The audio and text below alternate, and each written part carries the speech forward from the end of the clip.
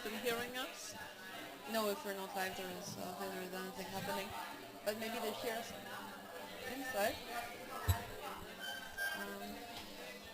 But on our big screen we see us and we see the goals. Yes, I but don't this know. doesn't mean that we're online on the live stream.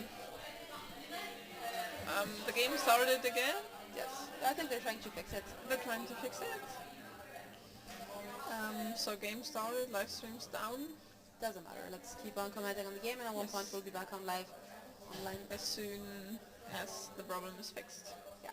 So we have a really strong starting of the game from a Karen, trying to attack with more power, with more speed, and with more people down there. Like they're coming in really, really fast waves, and now we see there's no defender. Defender is trying to get in, goalie again. So they really changed the attitude against Vienna. So I'm just keep commenting. Lisa is trying to work it out that the live stream is going. They lost the ball in midfield. Now one of the Vienna players got the ball back, trying to pass to, and now there's one against two, and now they're coming in a wave with three. Vienna is attacking the Karen goal, but the defender got crib off the ball. Number 4 is Tove. She got, I know, they're trying to do the counter attack, breaking free of the goal, trying to move forwards the Vienna side again. Coming in a wave is 4 people, and now there was a signal from the referee, I think pushing or roughing, pushing, and free throw for Vienna. Now we hear phones ringing background.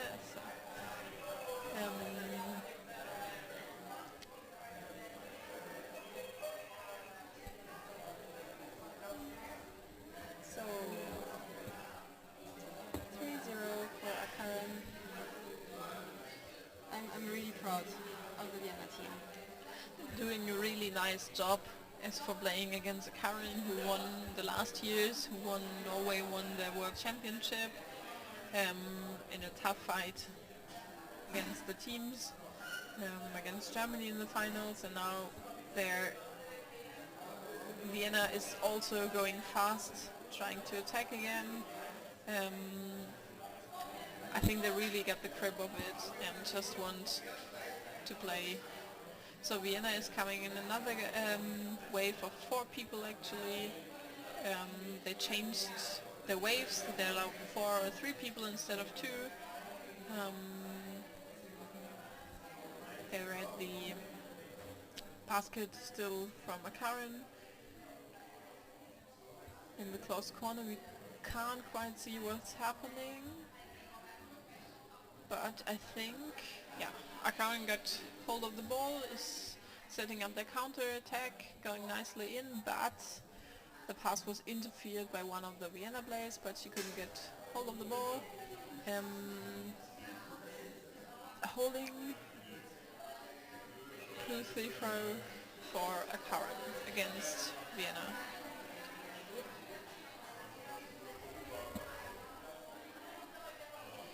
So they're attacking again, they're one defender trying to, and that's a goal. That's a goal for Karen. The goalie from Vienna lifted 2 seconds from, she wasn't quite on the basket, and that was the chance for Karen to score again. It's 4-0. And there's 6 minutes left. I hope we're online. No, we're not online. But it's interesting because I thought like when the halftime started again, the Akaran went in stronger and faster. Oh, we're live again. Hello. And free throw for Vienna. Nice.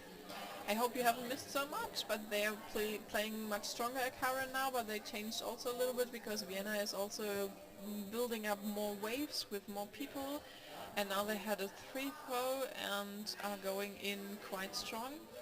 Playing more down, then scrum closer to the corner. There was one player waiting downstairs, down at the bottom of the pool, and trying to set up a really good attack, moving around the basket. And in the time we were down, we only had one goal by Akarin, and Vienna was still playing a lot, trying to play in the Yes. Akarin half. So we now three have against one. There's missing.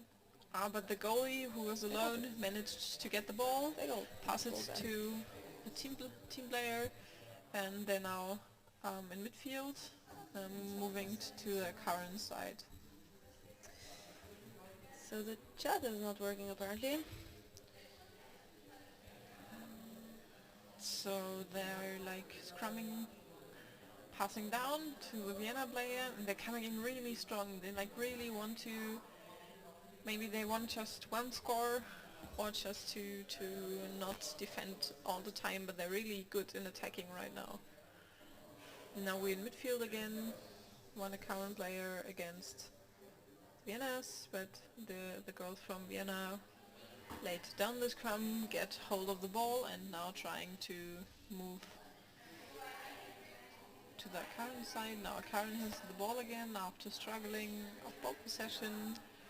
You see the difference in experience, though. The there's ball handling goal, that here was, she just lifted the goalie very easily, but there were again, there was a defender, but she was not well positioned. She arrived too late, and the attacker was able to lift her very easily.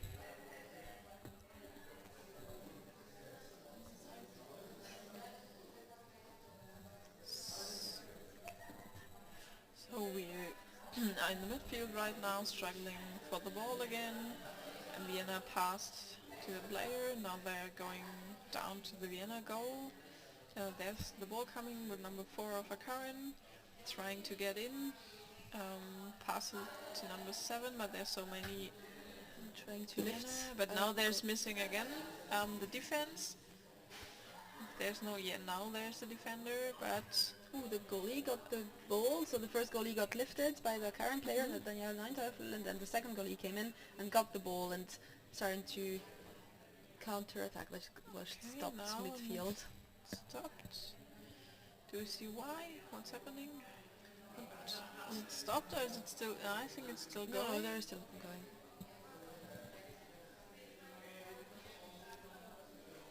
So yes, the Akarin is now putting way more pressure on the Vienna basket. As they did a few minutes, and that's a goal again. Well, that was a really slow goal, right? Yes, it was. I think there's 2 minutes left, and Vienna has been doing a very good and intense effort, but now I think they're tired, and Akarin is going in a bit stronger and not taking any prisoners. Yes. So it's 6-0 for Akarin, so Christopher Suarez was right, so it's 5+ goals, but Vienna did a quite good job against Akarin, and you see really Akarin is defending really strong, the positions are really set, people are lying strong there, so it's hard for the Vienna girls to break through the defense. But let's see if they manage to score a goal. They're again now very close to the Akarin basket. That goes lost away, lost of that, never recovering it by number 38, or number 2. 36, I think, Lucy Weiss. 20? 20? What? Maybe the Schwarz, sorry. I didn't. Yeah, now there's a scrum at the surface. Akarin's in ball possession, is trying to check forward really fast. One of the Vienna girls is struggling to get the ball. Now there's 1 against 2. 1 against 1, sorry. But the goalie is defending really strong from Vienna's side. They're changing really fast, and the ball is midfield. So corner. at the surface, I think. Now This is Akarin still has it, and there's not even 40 seconds left. So now you see Vienna has almost the 4 or 5 is players in the water. No, just the 3 defense more. let herself Get distracted. yeah, sorry. Vienna Like- won't score. No, I don't think so. But it was before with Stefanie Popp from the German national team. Actually, she lives in Vienna now. Oh, really? Yes, who was getting close to the basket. But 10 seconds left. Number 7 is lifting up the goalie. There's no, there comes a new So goalie. the defender got in a goalie position. Yes, to try to not, and that's Okay, the end game of is the over. game. So 6-0. Very well played, both teams. Special congratulations to Vienna. I'm a bit biased on this. 6-0. Very, very well done. I think it was quite a good women's game to see that a more experienced team was defending really strong, getting in the defense, and Vienna was really playing a good game, trying to get into the attacks, getting into the defense. And there's the passing over. Here comes Wolf and Lorena again for the next game. No, I'll No, stay do you with stay? Lorena. Yes. Okay, when you stay with Lorena, I'm coming back later on. Bye. So Akan could have scored 5 more goals if they were more cynical around the basket, says Christian Schäfer, but they did not. And no, they played really well. Vienna played really well. They really defended, and it's also, if you think about it, the teams, Austrian women, we don't have so many players who play for very long. Half the team plays for 4 years. Yeah, Last you're year, that's a quite new. university course, and then you have players who play for 8, 10 years, but it's not like the Norwegians who play like for 15 years. So what's forced you at the end? The game? 6-0. 6-0. 6-0. Yes. Okay. Oh, okay. But I don't. But just our paper here checking. But it's not. Someone missed somewhere then. Mulch. How much was Mulch We being? missed, Mulch was, I don't know. This one was 6-0. Exactly. So like this we can follow a little bit, and for this I one. think the men, can someone remember how much Mulch Vienna men Vienna, were? I think was 7-0. 7-0. Yeah. No, 6. It's not written on the board Yep. either. So if someone's remember, I think it was 7-0, something like this. We're coming to the game number 9. 7-0. Thank you, Jose. I also thought so. So we have now Orcas versus Bean. So do we have Colombians and Austrians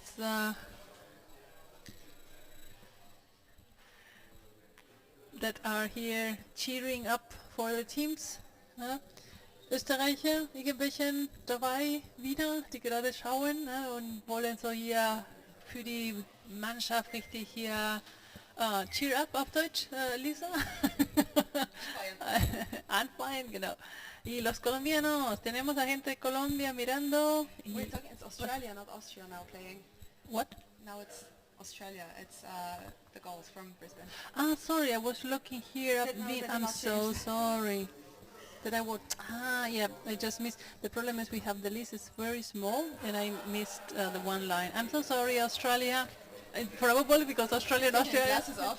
Yeah, I have to put my glasses. Right? It's because I want to, Look nice on the camera. look nicer, but without my glasses, I'm lost in translation. So Australia. Funny enough, I was outside by the pool talking to them. So I know that. I don't know. Anyway, It happens. so I'm so sorry, Australia. Are you awake and watching? I think It's you one- are. It's 1 a.m. But depending where you are looking from, at least 9 hours before, and as Bobby says, sorry, it's Australia versus Colombia, and it's not that I confuse Austria and Australia. I just really was looking in wrong line, and yeah. It happens. Anyway, I will use my glasses after. Thank you. So we have the teams here. I can read now the Colombian team. A ver, gente de Colombia, vamos a ver quién está jugando. Número 1, Federico Londoño. Número 2, Jorge Franco. Número 4, Daniel Arias. Número 6, Javier Perea. 7, Manuel Celis. 8, Pablo Castrillón. 10, Simón Díaz. 11, Samuel Gaviria. 14, Alejandro Oviedo. 24, Camilo Díaz. 32, Sebastián Ochoa. 37, Diego Gómez. 90, Renber Camargo. 99, Juan José Laverde. Y en Australia. So for Australia, we have playing in white, number 1, Frederic Corrales, 3, Hannah Baringer, 7, Ricardo Riarte, 8, Jake Williams, 10, David Torres, 11, Daniel Lopez, 14, Nicholas Leahy, 17, Jared Carnies, 18, Victor Gavillon, 19 Rob Patterson, 20 Luke Jacobides, 24 Lobesno Meneses, 40 John Phillips, 44 Jodie Wilson, 88 Benjamin Wong. So we have 2 women actually playing for this team. It's the first mixed team of the day, I think, we're having. We're the first team that's playing mixed with women, with some women playing. Yes, because the Australian women team couldn't come, right? So Australia has this year but since It's another team anyway, because it's Brisbane and it would have been Perth otherwise coming for the women, and they could not make it this time. I know, but I think that maybe, Anyway, it's more and more rare to find mixed teams in the Champions Cup. In the past, it was a little bit more common. I know we have Bordeaux as well. Bordeaux was playing with, we had NAC. I think that there are the newer teams that do have sometimes mix. The ones that are well established don't mix or anymore. older teams where there is not much rugby anymore in the country, or something is loud. They would have been Perth for the women. A ver, Colombia, ¿cómo están? Y hay también colombianos que están en Australia, ¿no? There is also a big influence of Colombian players in Australia, ¿no? For Colombians that emigrate and play there. Madame Murat. Okay, Adelaide would have come, not Perth. Okay, for Australia. Sorry about that. Oh, we have a very professional camera filming us now. The game has started, so Orcas is attacking the Australian basket. We have now Colombian blue, Australian white, and we're underneath the basket of the Colombian, and we have one of the Colombians really fighting with the goalie. That's a very strong attack, but that's the thing, Federico was very well defended from the one. We're being filmed here. The Australians counter-attacking now, getting out. Well done, because a was really dangerous attack. And let me reminds you that actually all of these players, or at least 90% of them, were the national players that play in the championship in Graz, in the World Championship, and Colombia won the first. So now it's goal. It was next to the basket. Yeah, this is the. It's very, very risky. From this side, the logo was in. Yes, that was a mistake by the Colombian player, because it had been in, and now it's in, and made it good. So first goal, primer gol para los chicos de Orcas. Estaba diciendo que más o menos 90%, si no son todos los chicos que estuvieron jugando también en el campeonato mundial en Graz y que ganaron el primer puesto, ¿verdad? Entonces estamos viendo realmente a los campeones del mundo. We're watching the champions of the world in underwater rugby playing against the Australian team. So that's, they're the favorites, I would say. They won a Champions Cup also last year. Let's see how Australia is. Okay, so there is a free throw now for Australia for holding. And again, the team who is leading, who is potentially stronger, is making fouls. So this is, I find very interesting, because in quite a few of the games, the team who's ahead and the strongest team is making more fouls. So fouls, you mean? Yes. I mean, okay. They're getting a lot of free throws against them. The Orcas, the women before, we also had Langen as well. They got a lot of free throws against them. Do you see there was a common foul, a kind of common? No, just holding, pushing. Okay. Was common, easy fouls. Maybe also because the referees watch out a bit more for the team who's winning, because they have an advantage. Okay, so now we have an attack on the Colombian basket.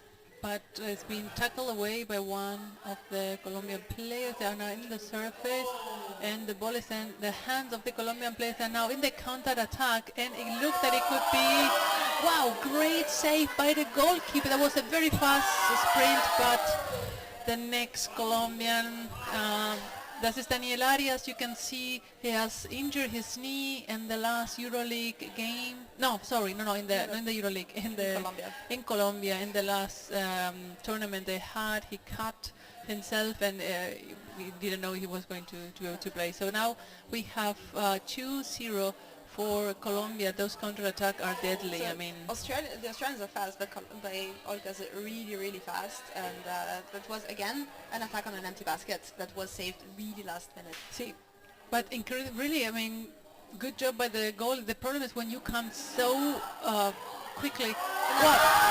Oh, again, I mean, then the goalie cannot really lay good on the basket, so then the chance that the next attacker comes and do the score is a bit higher. But anyway, they're fighting well. Now the goals are a good, settled in a pretty good defending position and rolling on the goal. We can see that there is some chaos in the Australian team, and now it's a goal on the side, and it almost, the goalie almost didn't move. The Colombian game is really fast, and I think the Australians still are trying to catch up and to be in position on time for a ball to stop those counterattacks. And now it was 3 times in a row that there was a goal, but otherwise twice as well that it was almost a goal on an empty basket. The very last, just by a hair, the save. And let's see how the game keeps on evolving. We're at 3-0 for now. Entonces los chicos de Colombia están jugando muy bien, muy rápido, hacen unos contraataques muy rápidos que los australianos están teniendo problemas para frenar. Y casi, han hecho goles casi con la cesta vacía, digamos que el portero ha bajado justísimo, pero no estaba bien puesto, bien acomodado, y el siguiente atacante ya lo ha podido convertir el gol. Así que estamos ahora nuevo en el partido y Australia está intentando atacar, pero de vuelta, we are in a counter attack, and that's an empty basket again. I think the Australians, if I would say, okay, time out, let's regroup, let's be maybe a little bit more defensive, although attack, the best defense is attacking, but so quickly or so fast like the Colombians are, they need to be a little bit more guarding, I think. What do you think, Lisa? Maybe they know that they don't have a chance against Orcas, or they're trying to play as offensive as possible, and okay, we know we're going to get scored on, and let's try to do something else and try to attack ourselves, but they were not rolling enough in defense. Now there was no one. There was the defender caught the Orcas by the leg, but there was no goalie going down. They are not doing the gestaffelt. How you say that in English? They roll back. So right now they're like, okay, lesson learned. I mean, they're a little bit. Oh. Okay, no, not lesson.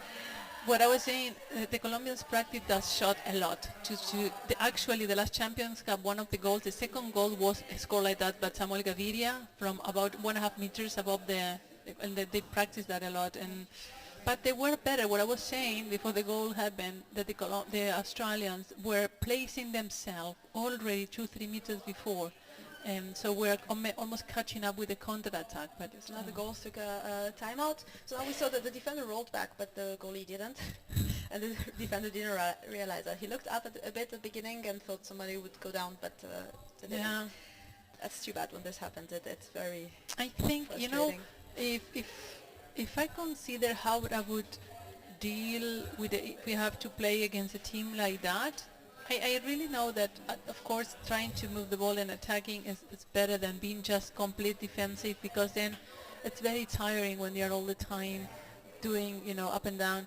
But they are super fast. So I would say, if that would be my team, I would say, well, you know what, let's make sure everyone have enough air to be in position for the defending, and then let's try, of course, to get the ball and then go to their side, but don't do any risky things, because the counter attacks are just. But anyway, you're going to lose. Imparable. So what do? You keep on defending. Yeah, because through that's the a whole way. Half time and defend, and then. Well, no. But I don't say all the time.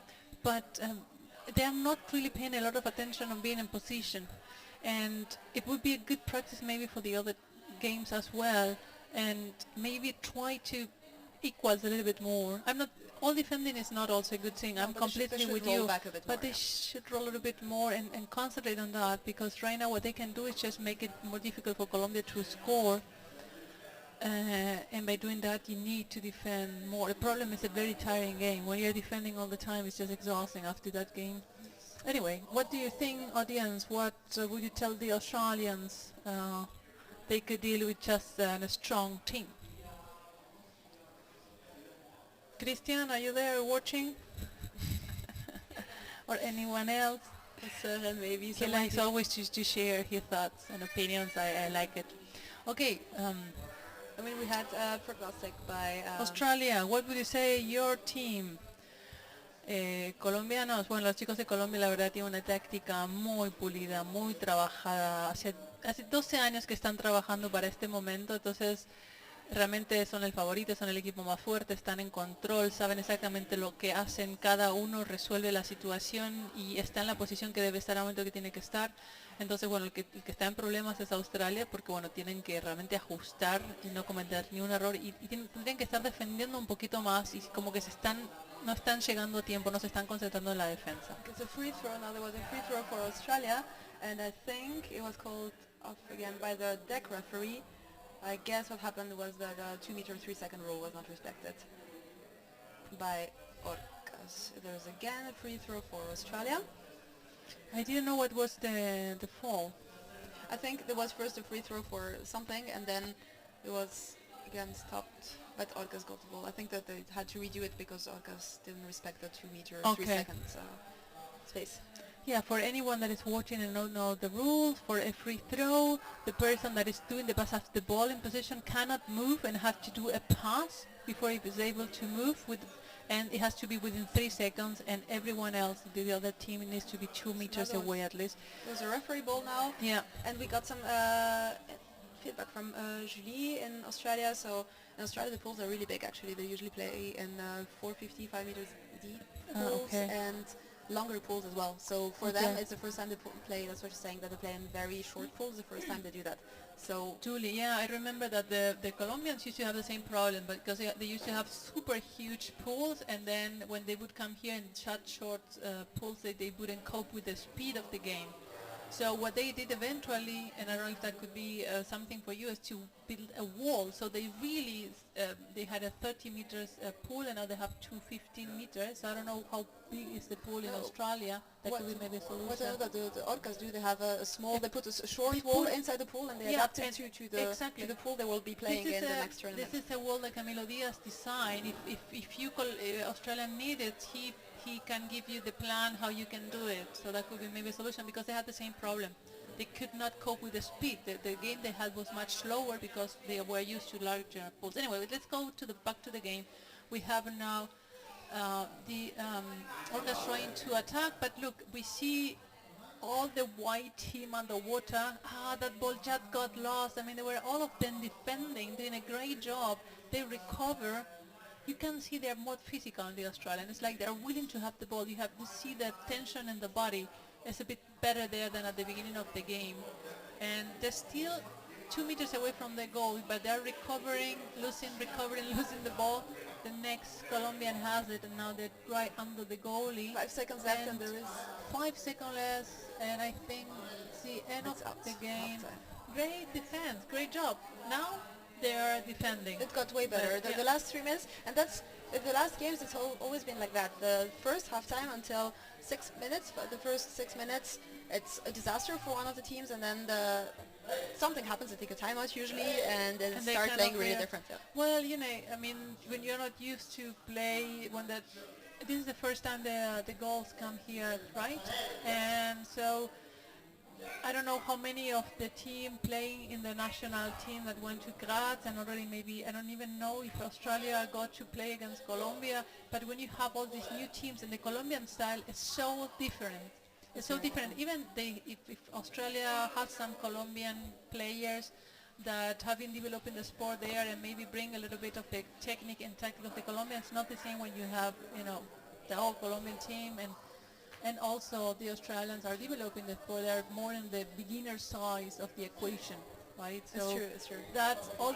Then the capacity to adapt, the speed up, the nervosity of the cap. There's so many factors, and They have but also they're a lot doing of great. experienced players, like some Colombians who Yeah, I know. who are playing in Australia. But no, there is few players who are in Graz this summer, and I know that the goals are doing a lot of training, physical training specific on the water rugby. But let's see how the second half goes. Yeah, Julie is reading that they have walls as well there, and the pools are like 5 meters deep, and that's also a big difference. Here, 380. This is 1 meter 20. This is at least 1.5 fins stroke that you need more to get in 5 meters. So actually, this should be an advantage for you, Julie, because when I'm used to play in deeper pools and you have the shorter ones, then you're faster down, and it takes you one Yeah, stroke but the less. opponent is also faster. Yeah, faster which, there. I know. It I completely was changes the not game, yeah. considered No, in no, the no. Colombians in the So now I was just saying in general, the problem is now the length. Um, Okay, so they had 3 male players in Graz of the goals, and Hanna back here was also playing in Graz. No, but the game got better now, the Sí. second half, and A ver, Colombia, que no los veo en el chat, que siempre que aquí salta, ¿viste? Se mueve el chat más rápido de lo que puedo leer. Están jugando los chicos muy bien. Y bueno, es el primer partido de la Champions contra Australia. Están ganando 5-0 y ahora para comenzar el segundo tiempo. Están jugando en azul. Han hecho muchos goles de contraataque, están dominando el juego y bueno, están haciendo el juego que conocemos de ellos. so we get heads up for being 2 women commenting. Like the fourth. Laura, gracias. Sí. And Beate is also here. I mean, actually, right now is Beate, Lisa, Annika, I, and right now it's Bob. Bob did 2 We are games. outnumber him, and Thorsten is going to come maybe later. I think he will compensate for the amount Yeah. of talking with it. He will It's okay. catch Bob up has in one now game. time to go take pictures and do selfies. That's also something he likes. So, taken and started, and they call. Well, that was quick. I mean, they both got at the same time to the They're ball, fast. They and have the some very Australians. fast players, the Australians, and Number one. Federico Corrales, who was training the women's national team. Ah, well, okay, he's Colombian. He's Colombian. But because I was wondering, this chess, it was like looking into like a mirror. It's not a genetic thing. So we are now in the middle of the pool. They are a bit on the surface. There's a lot of pulling, and let's see, that ball was recovered by the Colombian team, and now they are in the counter-attack. And that's immediately, well, now it's I think it's Rember alone on the close corner trying to pass it to the other side, but it was, now we had poor defending. Great job from the Australians. I mean, now they are more there. I mean, probably they could, recover and get more the timing and the pace of the Colombian team. Now they recover the ball, they're trying to bring on the other side, but Colombia is forechecking. This is Federico, recover the ball, trying to find, very weird that he doesn't have any player most of the time. That's what I was saying, the Colombians are always in position, but that did not work well, and he lost the ball, but he was for a long time alone, and then 3 Australians were on him. And we can see the free throw apparently, because I think he threw the ball and he was hold, right? I mean, so Yes, I think he did. because of that, So both women actually from the goals are playing on the goal. It's interesting that Daniel Arias está jugando con la rodilla vendada y gol. Sorry, Lisa, you want to say something? that the 2 goalies that were now in the water from Australia, there was 2 women. Okay. So they were switching, and I know for playing in the Czech League against men, they will usually wait until a woman is on the basket and one is defending, and then they will attack because they won't go against the big guys. I know, no, but the Colombians are not there. They don't care. No. That's a good thing. They don't discriminate. They attack everybody. They can attack, they attack. Okay.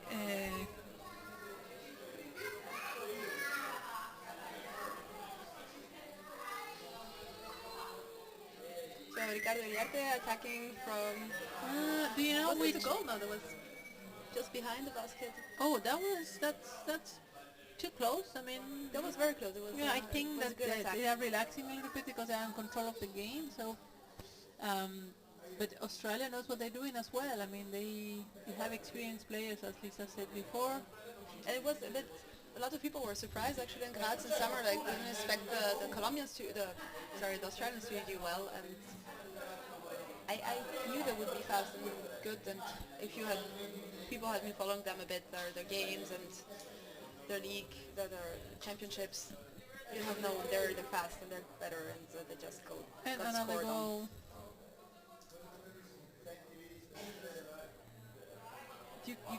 Can you hear us? Is it just one person who It's too cannot far hear us, away? or is it everyone? A ver. Let's see. Put it closer to your mouth, Lisa, the microphone. Yes, I think it's just one person. Yeah, they can hear us. Maybe put your sound higher if you can't hear us. Put louder. Okay, Orca's attacking again. We have 3 in a counter-attack. Fede Londoño, Daniel Arias, ahí lo ven con la rodilla vendada. Sí, tiene que tener cuidado, pero bueno, por lo menos aunque se puede nadar un poco, si no puede atacar. Y un When it was gol. a goal, just on La the switch of the Verde, referees. ahí, ¿quién es? ¿La mamá o el hermano que está, que veo la cuenta de Juan José La Verde ahí? Jacobo, ¿no? Then here we had the referees switching on the basket, and the attacker took the opportunity and scored on this gap.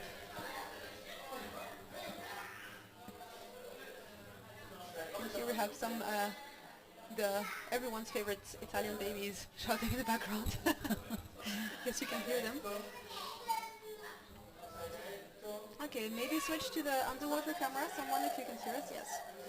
So now we have Oviedo, the captain, there passing on the other side on the close corner. The Australians are paying much more attention and being in position for the defense. And now we have one attacker of the blue team coming up, but they're passing the ball up, down, right, left, and apparently pushing without ball, probably in the area of the defender. I was not looking because I was following the ball, and the ball is moved very quickly in this game. So 8-0 for Orcas. For Unidad goals. And but as we were saying, the goals now, they only, so to say, only got scored on twice in this halftime. Yep. And there's Yeah, only perfect. bit less than 5 minutes left. Yeah. So they really restructured. They Yep. don't have now open baskets that often, and they got a bit more concentrated, I guess. The whole family of Juan José La Verde is watching. Ooh, just one, Okay. just the goalie there. The defender didn't see that the ball is on the floor. Great job from Australia. I mean, it's now Colombia really needs to watch the attack and really position and move the ball much more. They haven't been even goals into empty basket either. The forechecking has been better. So,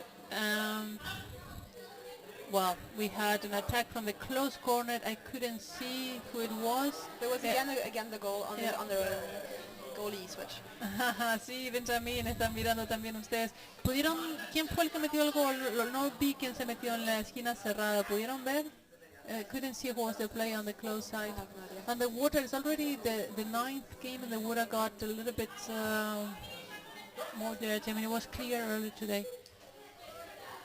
Very important to shower before getting in the pool at night, but was stressed here as much as we did in Graz to keep the water clear. So we have now the last 3 minutes of the game, and Colombia is attacking, and now they're coming from above, from the side. They just got the pass, but the goalie of the Australian team did a great job defending it. She lost the ball. And Manuel is coming, and Daniel Arias trying to make a score from the side, and even with that, he had like 10 or 12 stitches on that knee. You know, that happened 2 weeks ago. So even though Daniel Arias is unstoppable, even with a knee as hurt that he's had it. So No, the goal, it was really, that's a problem also when you have a smaller frame players, especially women playing on the baskets. It's way easier to push the ball next to them. Through the side. If you have a strong player, yeah. this is how it is. So 10-0 now. And now, again, 3 against 1. Just the And goalie. goal. So it was, I think, Hannah Berenger down at the goal. She had no chance. Yeah, but her no, teammates no. should have been there with her. So.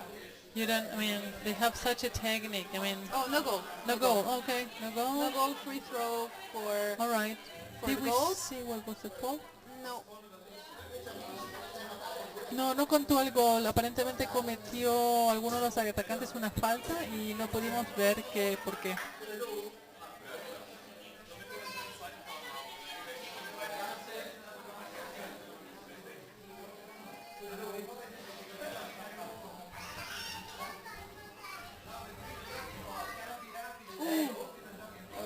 The free throw pass was caught by one of the Orcas. Yeah. So this is too bad when this happened.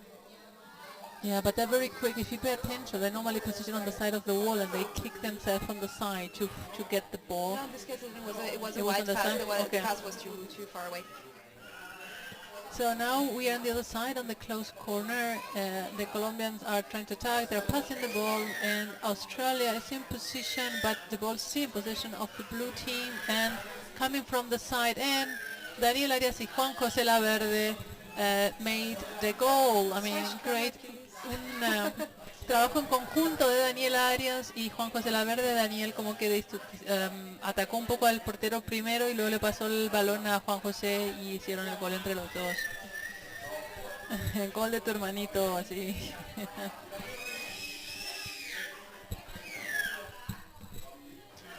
A ver, Okay. so, Orca's attacking from the close corner. oh, the ball was meant to the side and Oviedo didn't see it. They keep passing. That was trying to pass the ball between the defenders, but the defenders were clever enough to grab it. And that was very risky as well, passing down to the defender just at the basket. That's always a risky move to do. It was just Ricardo defending the ball, passing to Hannah, Great job On the ball. by the Australians. swimming out. 20 seconds left. And that's a shoulder a bit This inside. is when you should get all your players on the water and really try not to get scored on. 8 seconds left. I think they want to score the last score, and I That think was it a was goal. goal. That was a So goal. That always hurts a 11-0, 11-0 for and that's the end of Orcas. the game. Entonces 11-0 para los chicos de Orcas contra es Unidive Gold, So Unidive goals right? from You Brisbane. pronounce it Unidive? Unidive, I guess, from Unidive. University. Sí. And Yeah. okay, so I think now it is, what is 26? So it's 2:30 a.m. in Australia, in Brisbane. I so don't know. I guess good night. It's just like a everyone. 9-hour thing where Julie is Brisbane, I think, is 9 hours. 10. It's 10. We switched. Sydney, Melbourne, everything is 10 hours from us. Since yesterday changed 1 hour to today. I don't know. I think it's 10 hours. I think no, we control because we had to do the chat yesterday with Yuli and I think it was anyway 9 or 10 hours. And I think that's later exactly. Yeah. Yeah. So now it's time to sleep. So no, it's I guess it's 8 hours. No, it wasn't summer. Now they switched to summertime and we switched to wintertime. So that's 10 hours. Okay. Okay. Anyway, it's late. So I'm taking It's a the break. middle in the night. I'm So taking a that's break why we now. didn't see many Australians. Okay, so Beate is leaving. I'm looking Muy bien. for someone to replace What's me. the next game, Lisa? Next game Molde. is Molde against Zurich. men's game. Again from Group D. And I'll go look for someone to replace me. I need a break. Okay. Thanks for listening. We have now a few minutes, 5 minutes until the next game. We are changing here. Women power here in the Champions Cup, these first hours of commentating.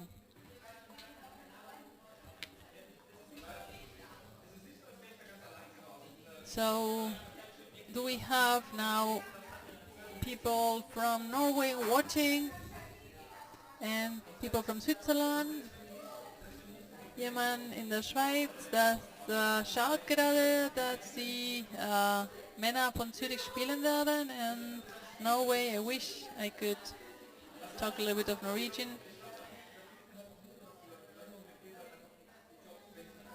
We have about 170 people watching. This is the first day of the 31st Champion Cup. And we have this year 23 teams altogether, 13 teams males and 10 females. Let me name you the players. We have lists that have been given, and these have been given a few weeks ago, so if it was a last minute modification, I sadly don't know. But we have Molde, number 1, Bert Inge Petersen,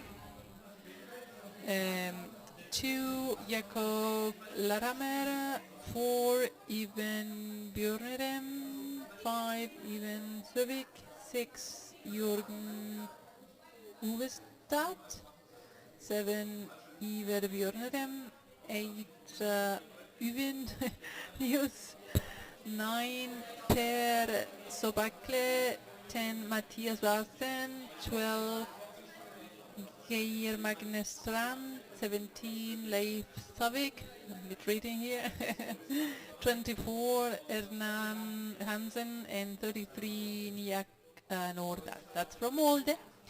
And then we have Zurich, let me find, then we have number 2, Hannes Puschel, 3 Marcel Feta, 4 Anwar Ouraki, sorry if it's French, I don't speak French, 5 Christian Anna, 7 Matthias to 4, 9 Patrick Schumann, 12 Martin Wölny, 15 Nils de Bruyne, 17 Mark Drexler, 18 Michael Müller, 24 Dominic Peter, 43 Xavier Onotske, 54 Walterville, 73 Daniel Jusen, and 84 Frank Trettin. Okay, so we are now waiting.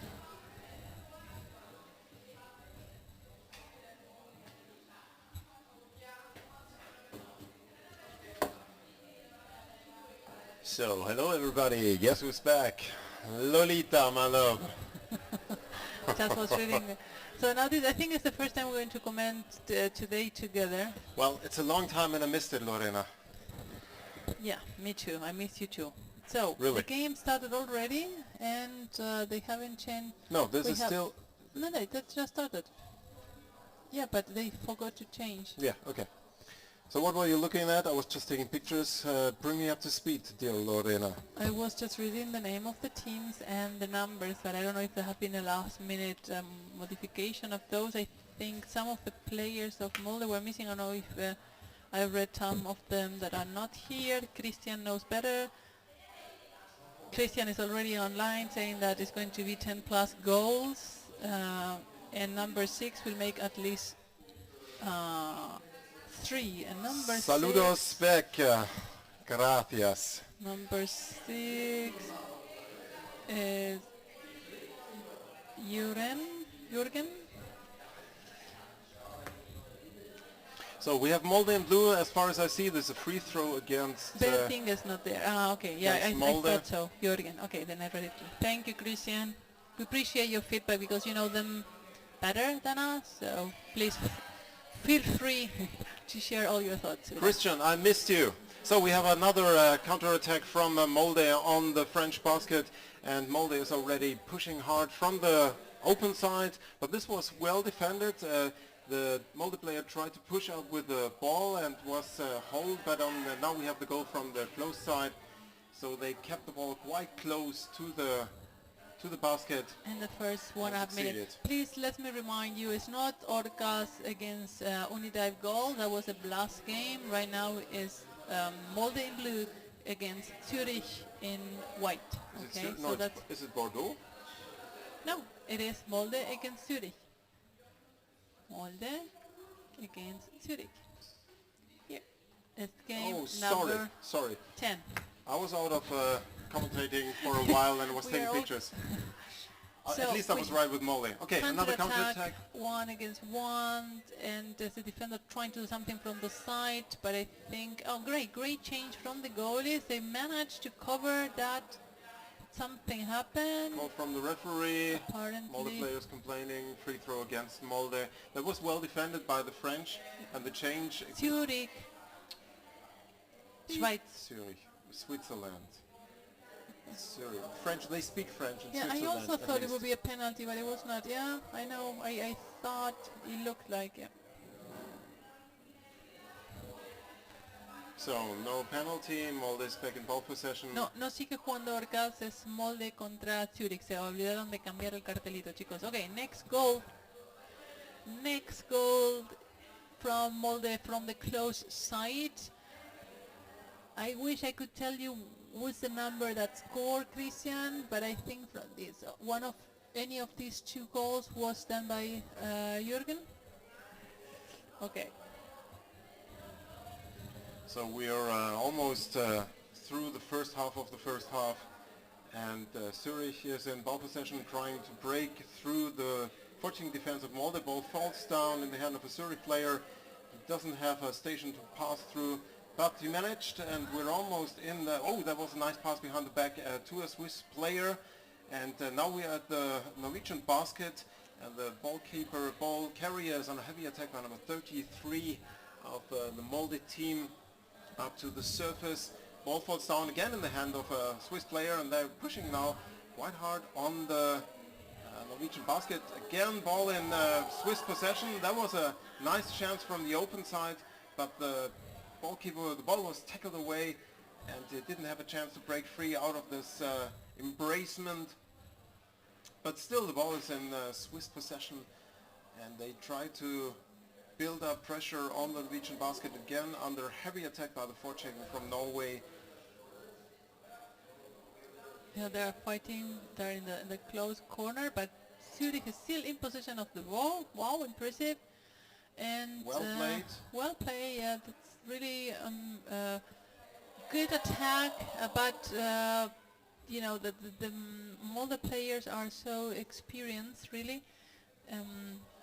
They have now, they still, I'm surprised they're having this much trouble recovering the ball, but Zurich is doing a good job, and now we have the captain number 8 is trying to bring the ball to the other side and pass it 24, and now they're coming from the open side, and now it's 2 blue players Wow. against the goalie, and from the back there was a goal.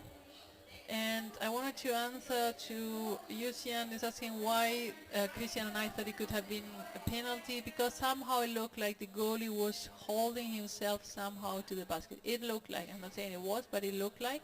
So normally you're not supposed to hold yourself to the basket maybe with the shoulder, and it looked like a little bit in.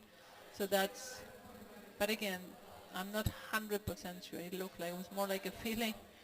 Or what did you see, Christian? Yeah. Again, we go in 2 times now. Switzerland has lost the ball and the player didn't see where the ball was, and it's already punished by the Molde players going in hard on the Swiss basket. But here, the Swiss player recovered the ball and is now going for a counter-attack. 1 against 2, 1 Swiss player. Yeah, but against it's hard 2, 3. counter-attack, and against 3, 4. Yeah.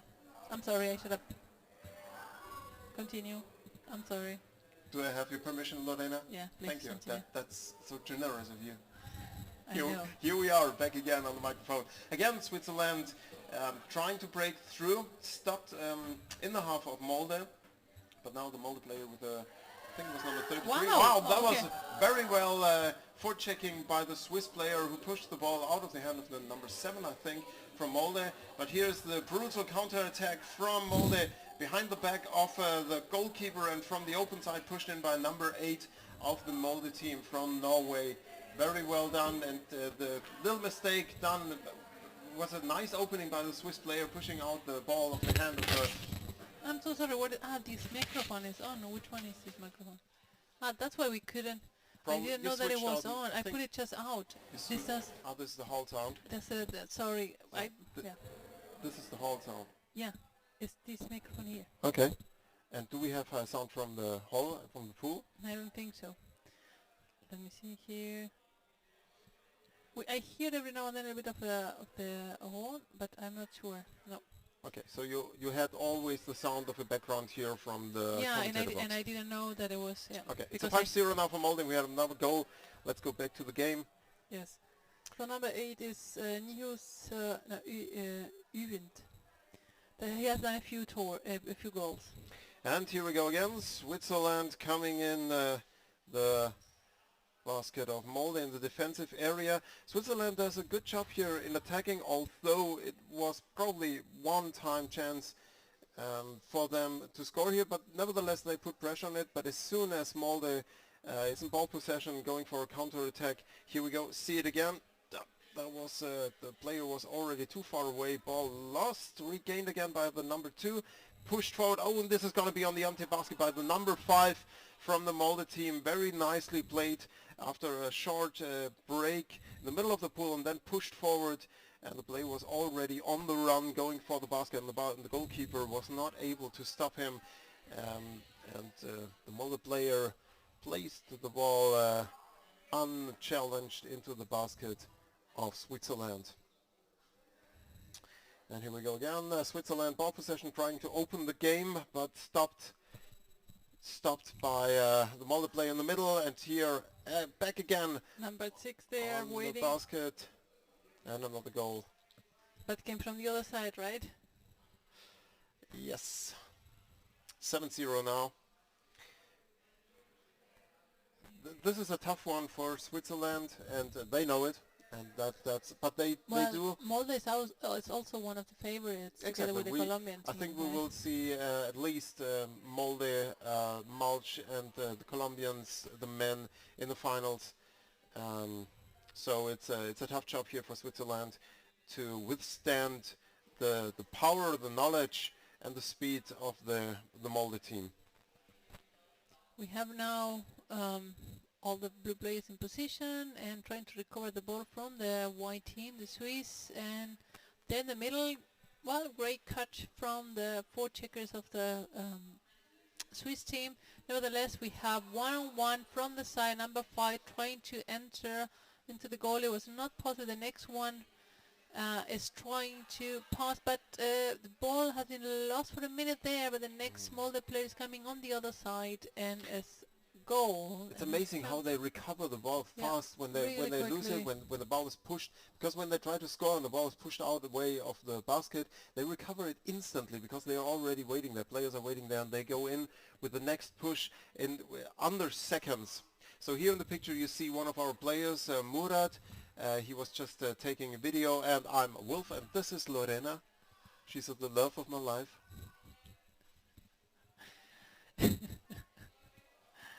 People don't care about it. We were talking yesterday about what makes a good commentator. Well, you If have you to bring. said that you were supposed to be center in the game, and you're not centering the game anymore, so you're not following your words. They are not playing right now, and I bring in my personality and the things that are important to me. So thank you for watching, everybody at home. You're watching the 31st Champions Cup here in Berlin. We have 23 teams from 15 nations, 13 men team and 10 women team. Yes. And it's the first day of the games. I think we have to switch back to the game, although, no, we're still here I in... think it's time out? No, right? Yeah, no, the first half is over. So 8-0 for Molde. And Christian had said 10 plus goals, so it's 8, so it looks like it's going to be right there. And we were asked before, who do we think is going to be in the podium, and I said, I don't know in which order, but the countries that have a chance, female and male both, are the Colombians, the Norwegians, and the Germans. And it could be anything, although I would say that the Colombians are the favorites, the male team, because they just won last year, and also they just won the championship, the World Championship in Graz. So I would say they might have a little bit more of a heads up. What works for the disadvantage of the Colombians, they just arrived yesterday at night, so they are deep in the jet lag, and this could be tough for them, especially in the second day. So for tomorrow will be a hard day for the Colombians playing the games, and they will have tough games. I agree with Christian here. The Finnish team might have a chance. They have a wild card because they have some top Russian players playing in the team. So let's see what will happen. I haven't seen the Finnish players, the Finnish games yet. Did you see them? Yeah, they play against the Budetovice, against Budweis. Budweis, yes. Budweis, and they won, I think, 7-0, something like this. Right? If I remember correctly, let me check my paper. We have it here. Hemelina. I love the name. What does it mean, actually? If any Finnish people, Hemelina? I think it's a kind of chocolate. It's a kind of chocolate. It's a good memory I have.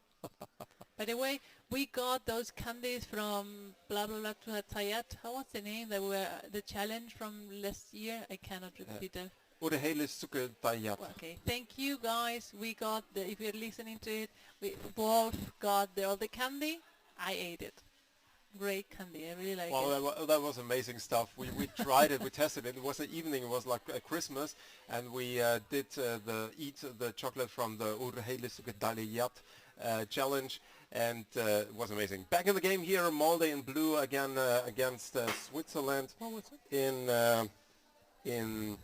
white, and Molde is leading with a solid 8-0 here after the first half. And we are at the Swiss basket, but this attack was fended off by the Swiss players.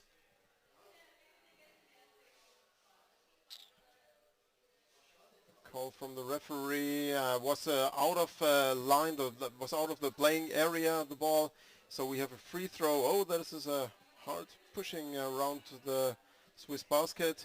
Another attack. Ah, that was the Norwegian player was a little bit too easy with the ball and was interfered by Swiss players. Now he's skirmishing around the Swiss basket. Teams didn't see where the ball was. We're on the close side now, tackling up to the service. Two Molde players are working on a Swiss player who's trying to hold on to the ball, going up to the surface above the basket, which is always a dangerous situation with fast players like Norway player. Ball drops down. Goalkeeper tries to recover the ball and wraps himself around the balloon in the corner. Ball is loose again and in the hands of Norwegian player from the front, passing to the close side. Waiting player there, again fended off. Well done in the defense here and very concentrated by the Swiss. Call from the referee. Underwater on the open side, we don't see what it is. Let's see the sign. Is it a penalty? No, didn't see. Yeah, penalty. That's a sign. So we have a penalty here in the second half of the game. Molde in blue against Zurich in white.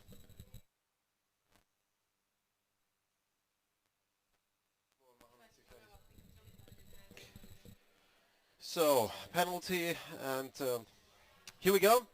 The number 7 is coming from the open side, pushing hard in the goalkeeper from Switzerland and pushing the whole goalkeeper, wrapped the arm around the goalkeeper and pushing him out of the goal and putting the ball behind his head into the basket. That was very controlled and very sure game he did here without any mercy and without any stopping in front of it. And I have Annika here with me. Hello Annika, how are you doing? How was Really your good. time around the pool? Nice. Nice time around the pool. Welcome here in the game, Molde in blue against Zurich from Switzerland in white. And we have a 9-0 lead from Molde against Zurich. How is the atmosphere around the pool? Really good. There are a lot of people watching, and actually there are a lot of people watching in the cafeteria, really into the game.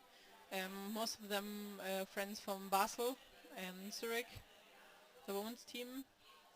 Okay, what do you see, Annika? That's Give me goal. what you see. There was Well, a goal from did you the see the close goal? side of the corner, so you There couldn't was a call, see but a lot. there was a call from the referee. The referee was? did show a sign. He was going up to the service. Oh no, okay, the goal counted. Oh, it looked like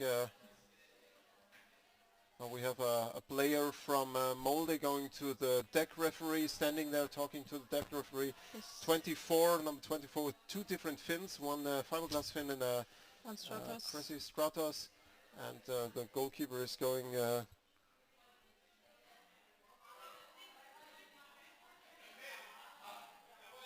So we don't know nothing about the decision. no, but it looked like it was a goal, and we go back in the game. Zurich in ball possession.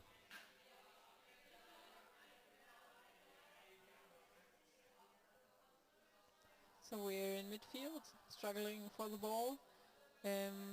You and me? We are in the midfield struggling for the ball? Really, Annika? Yes. The two of us? Here we go, Molde going on yeah. for the empty basket. Oh. That was a fast goal from number 32, Njol.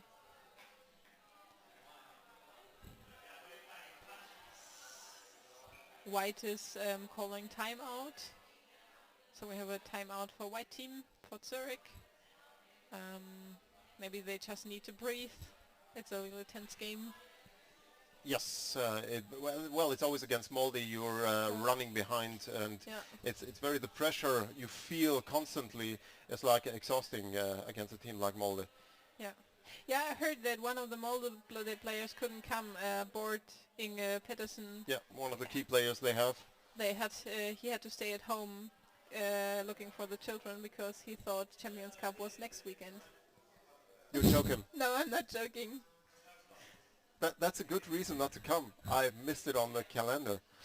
Wow. Imagine the looks of his teammates when he told them, I had the wrong date. Imagine. Yeah, But, yeah, it's but, really hard. but how can you be angry with a guy like Peterson, because he's just too big, you don't scream at him. Yeah. I wouldn't. I would say, oh, you missed it in the calendar. Okay, that's fine. That's fine. That's totally fine. Some family time for him, Yeah. so...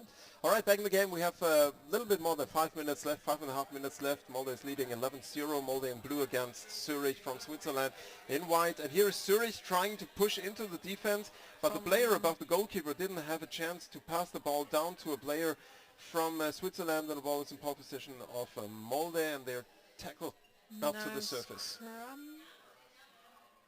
But Zurich is again in ball possession, trying to build up from the open side again, moving around the basket, but they're still playing on the open side, which is really dangerous, because change players could dive in from behind. Now we have Molde in ball possession again, going for the corner, for the close side of the Zurich ball. Now we have attack from above. Defense get hold of the ball, but now we have struggle again right above the basket. Now moving to the surface, ball dropped. Number 7 of Norway got hold of it, and the ball is on the closed side. We can't see it right now. Now there was a goal from the closed side. There was quite a melee, there was quite a skirmish, tight skirmish around the Swiss basket. We couldn't really see what's going on here. Hi, I'm Wolf with the Berlin team, and I have Annika with me. From Freiburg. Fribourg. That's I know. another city. I know. That's not my city. I know. I just checked. And back again here in the game. Switzerland is again defending against the attacks from Norway, and they try to tackle up the goal carrier from Norway, but they're already working on the open side. Well saved by the Swiss player. They pushed away the attacker. So that's Eva, right? Number 7? Yep. It's quite, you look, it's quite a fast, aggressive game here. Very close quarter fights around the basket. Very tight everything close together. You see the changes of the goalkeepers. They try not to leave any gap for the Norwegians to push in the ball. And they, as good as they can, they try to tackle off the Norwegian players, but they always break free and stay close to the basket. We have again number 7 underwater. Eva is trying to attack, and he passes to the closed side. They're going up now. Number 6 from the open side tries, but the defender is there. Nice snatch. Nice. Swiss player called from the referee, and again penalty. Penalty again. We have another penalty because I guess it was a shoulder in the basket in the moment of pressure when Molde was pushing hard on the basket. The Swiss goalkeeper had only the chance to fend it off by putting a shoulder in the basket. That is quite possible. I think they're talking... It's one of the white players talked to the referee right now. Yeah, but it's always like that. If you're in a position where you know this is going to be a goal, you go risk for a penalty, because either it's going to be a goal by the regular game that is pushing the game, player is pushing you, or you risk it, you can fend off the penalty. Yes. But if you do a penalty against a team like Molde, it's almost sure they will score. But penalties are a special kind of beast in underwater rugby. We always like to watch them. That's true. It's like always excitement. Everybody stays in the water or tries to get a hit. Yeah. And now we're beginning the penalty. Yes, here we go. And the And they're Norwegian player trying comes from from above. And tries to get past the Swiss player. Well but done he's by the defender. Really good defending. So Molde's player is going up to breathe. Coming back down from above to... Now that was a... Well done. That was close. Close. Oh my gosh. It wasn't in, but it was so close to be there. This But Swiss defender can be quite proud of his job. Yes. Well done, Switzerland. Really nice was try. exciting to see it in the last moment, pushing the ball away. And Yes. this is kind of a penalty you like to see. If it happens too fast, it's a little bit boring. But seeing a fight like this, where it's like, oh, this is what you want to see and where you want to go. Thank you Yeah. very much for this penalty, Switzerland, and also Molde, who's leading now. The team from Molde is leading now at 12-0 against Switzerland. Then there are 30 seconds left in the game. And we have another attack from Zurich against the goal. In the corner, there are quite a bunch of people there trying to get hold of the ball. Diego Alonso is saying, "Vamos, Annika." Hi, Diego. So time is ticking down, and I think this game is almost over. You can do a Yes. lot in 10 seconds, but Yes. I think in But- this case it's a written history. 13 goals in 1 second.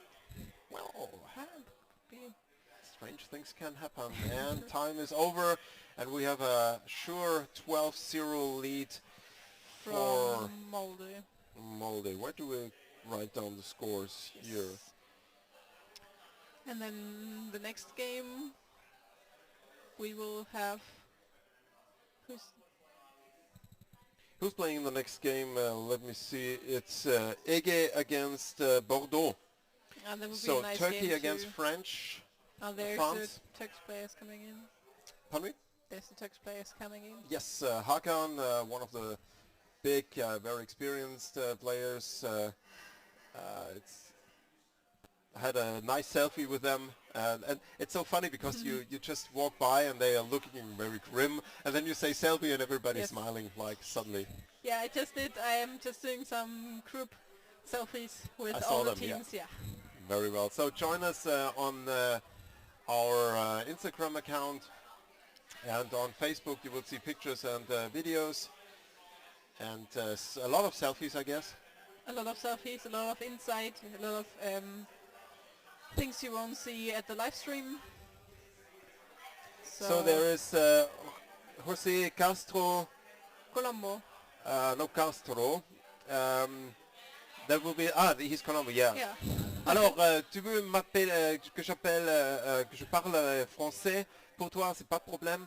Alors, je sais parler français, je parle l'exercice parce que personne ne parle avec moi, Tu ne mais sais pas? je peux commenter en français, c'est possible. Bonjour à tout le monde de la France. Regardez la prochaine... c'est quoi ça, la prochaine game? Je connais pas le mot parce que j'ai appris à parler français quand je n'ai pas plus joué au rugby super aquatico. So I did a little bit in French because we will have Bordeaux in the next game coming up. And I just said I learned French in school and I didn't play water rugby when I learned it, so I don't know all the right words. But nevertheless, we can still greet in la prochaine match. Merci beaucoup. Très gentil. Yeah, I Merci can't bien. speak French or Turkish, so we do it in Come on, English. go for the Turkish. For the Turkish. Yes. I don't know any word in Turkish. I have to tell the little story. I had a Turkish neighbor, and she was so nice, always cooking for me, and her name was so complicated. So at one time I tried to call her, and she said, "Wolf, just call me Olga." Well, Okay. so this is the only word in Turkish I know, Olga. Olga. Okay, this is going to be an interesting game. I guess my bet here would be on Turkey from considering experience and push. But we saw a good game from Bordeaux in the beginning. Yeah, they're really, and they have like a really match of players. They have one girl playing Anaïs, and they also have Laurent playing. Yeah. So It's going to be at least a very interesting game because you never underestimate newcomers. We saw it with Singapore. I think this is just like just warming up. warming yeah. up, yeah. Passing around the ball. I think a Turkish player wouldn't give the ball like this.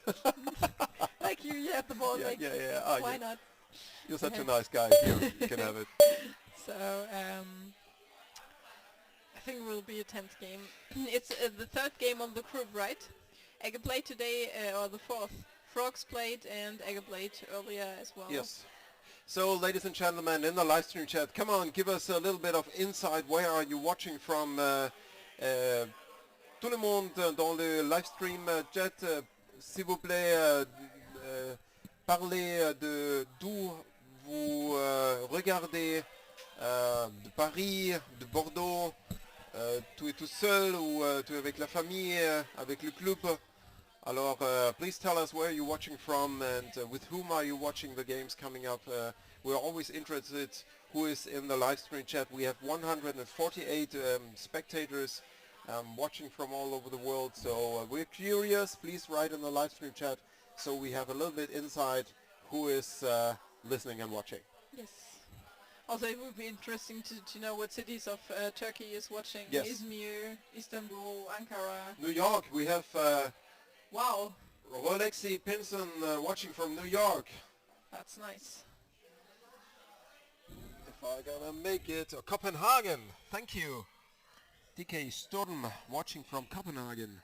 Interesting. It's amazing to have you people watching from all over the world and us sitting here in Berlin talking to you. It feels like the world is our oyster.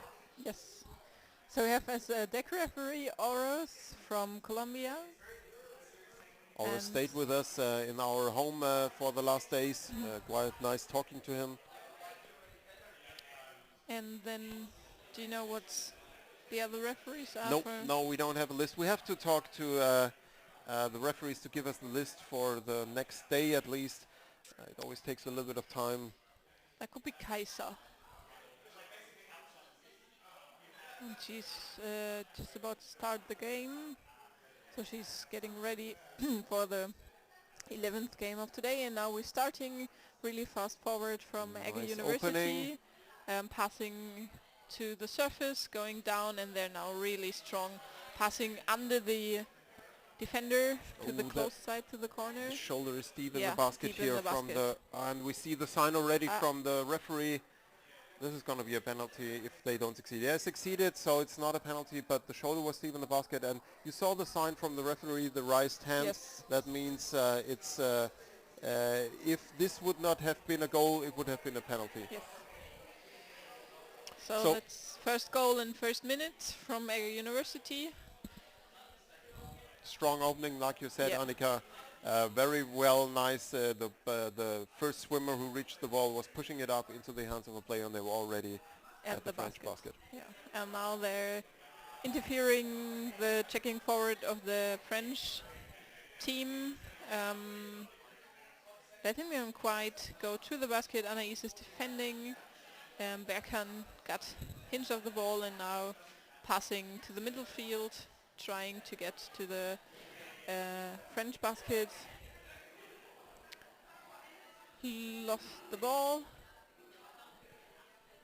And now we're in at the basket 1-against-1. Turks play against, and that's a goal. There was 1-against-1. There was no defender and no attacker. It's the simple truth is if you in the case of the French team, if you let the Turkish players through, and big Turkish players like Hakan, if you let them through to your basket alone, one-on-one, for sure, with the experience Yes. they have, they will succeed. So Anaïs Nice pass, started. but over the head of the player. Yes. So because okay, they lost again the ball. Two players. The defender was there quite a second too late, and then the goalie was missing, so it was another goal by Egger University.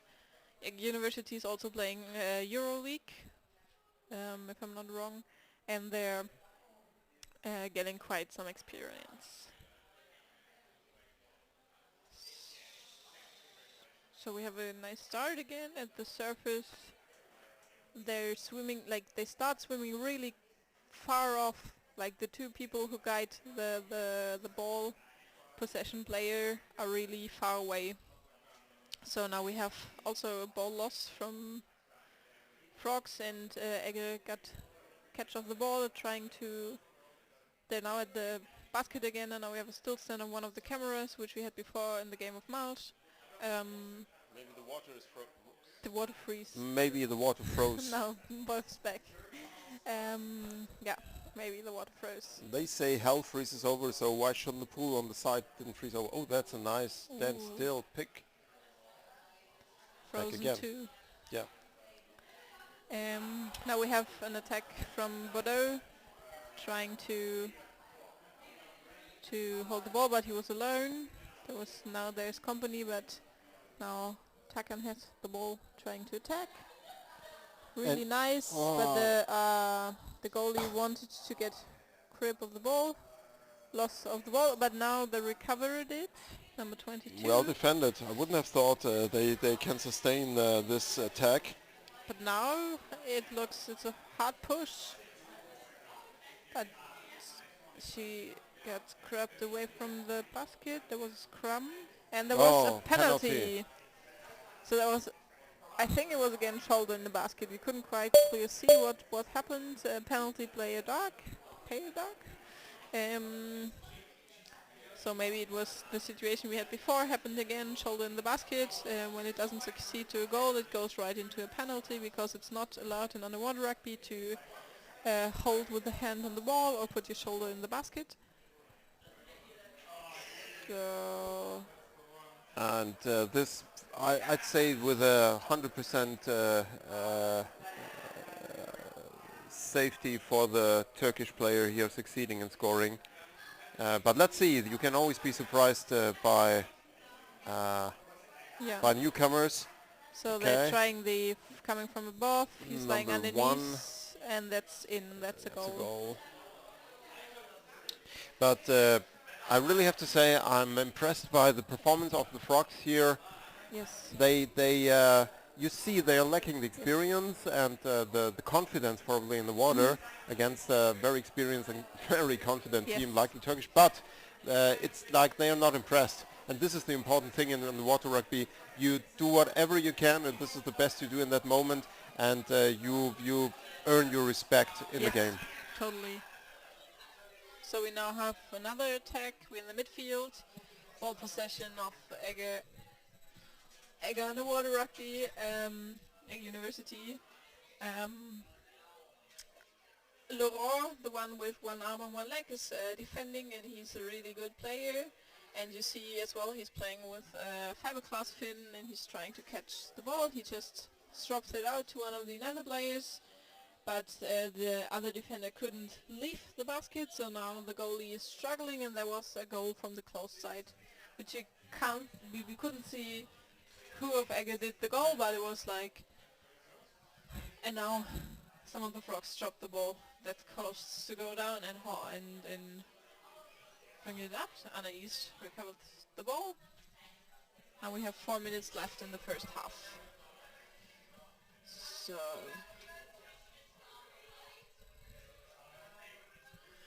So we start again. They lost the ball from behind. I don't know what happened. Khan from Egger recovers the ball, passes it to the close side, stays at the open side. Switch to another player. They're playing around the basket, trying to build a block to block the defender. Now they're playing from the close corner, and they're coming in as waves around. And you see the self-confidence of Yes. the Turkish players, how they play. There was no goalkeeper now on the basket, and the second they see it, they push into the defense perimeter of the Swiss, but don't succeed in this way. And this is a good sign. Always, if the first wave doesn't succeed, that's always you have at least the experienced players here defending. And this was already the shoulder again in the basket, but Now they're no trying call. to go fast forward, swimming right into an Egger France in player, ball possession. trying to get through. There's a scrum at the surface in midfield, a little bit to the Egger basket, but there's nobody lying underneath in case the ball drops. Now they're coming and lying underneath in the scrum and trying to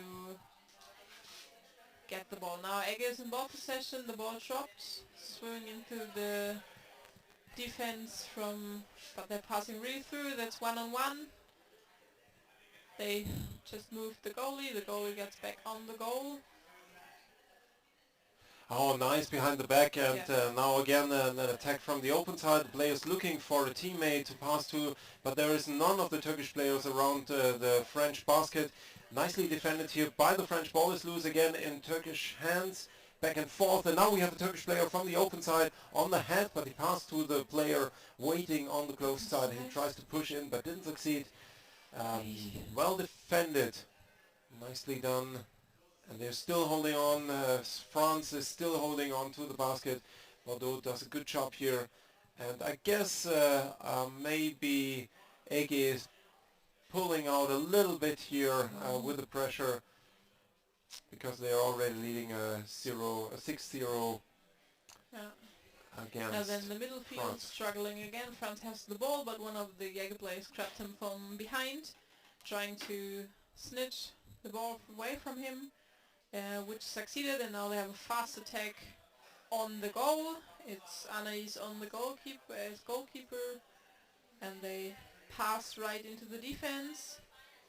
That was a try to play it cool, but Did you saw that? It was like Anais, the goalkeeper, just had the ball, and I could give it to another team player of hers, and now there's no goalie, nicely defense, fast. and that's a goal. For sure. That was the fast game around against the defense was very well done, because if you play back and forth with the ball, so the defense doesn't know where the ball is, and then you have the opening, because the goalkeeper doesn't know which way he should defend.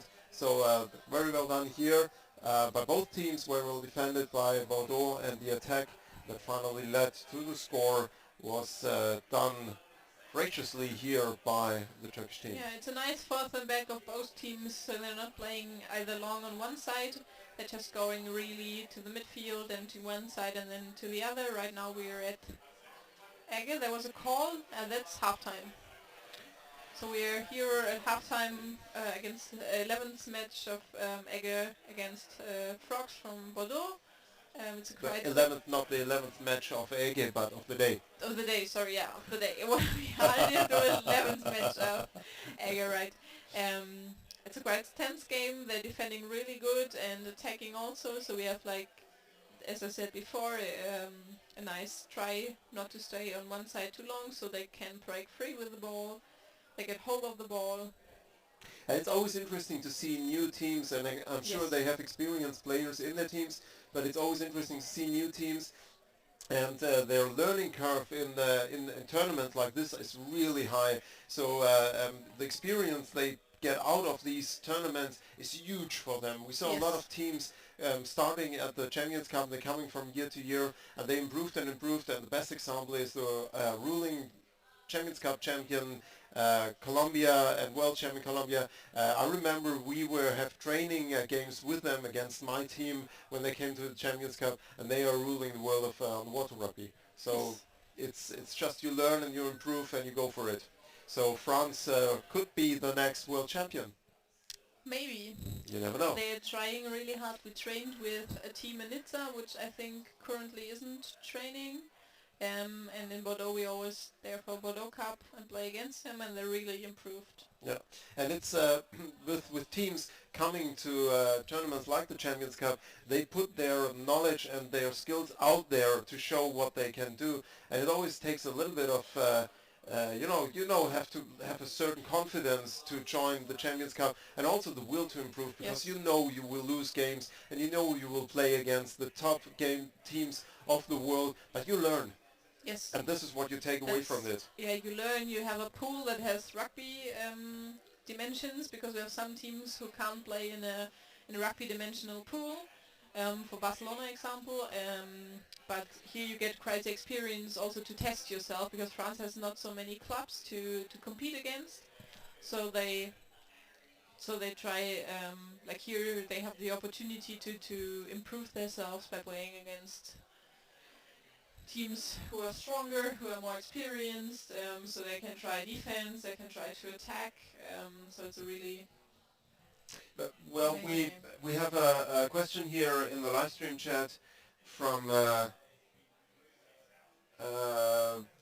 Banash, if the sound is weird only for me, can you people in the live stream chat please give us a feedback how the sound is? There is definitely sound has been bad from me, but it's okay now. Not great, but okay. Is it possible to see public scores for the players? Didn't get that. Okay. We will relay the what you wrote in the live stream chat to the team, and probably we turn down a little bit our the volume, so maybe they're not so high. Sound like metallic, yeah, because me and we are robots. Yes. That's why we sound probably metallic. But sorry, no, but indeed that was a joke. So, yeah. But we will talk to the technicians and tell them if they can work. So the game starts really fast, beginning from Egge, passing, not everybody went down, so the fastest players went down, brought the ball much forward, passing it over, and now they're really fast the ball, but it was shoulder in the basket again, and that's a penalty for Egge again. So well, it's sometimes really the only chance you have to risk to yes. go for, even if you don't do it intentionally, but yes. it's a way you just try to fend off, and if you pushed hard, it could happen. Well, so that's the second penalty for the game. We have number 22 of Frog. All Frogs defending that number 12. And the player from Turkey is not coming down. He's waiting on the service, number 99. He tries to come from above, trying to...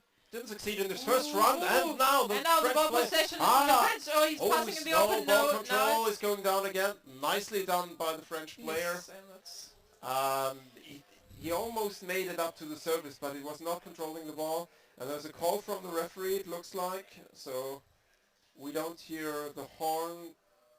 Seems to be... It was a goal. Well, there's something loose on the basket, so they're trying to... Well, that's just adjusted. Yeah, it was a goal. Ball is placed back in the middle of the pool. No, it was not. So we have some referees watching us from the window.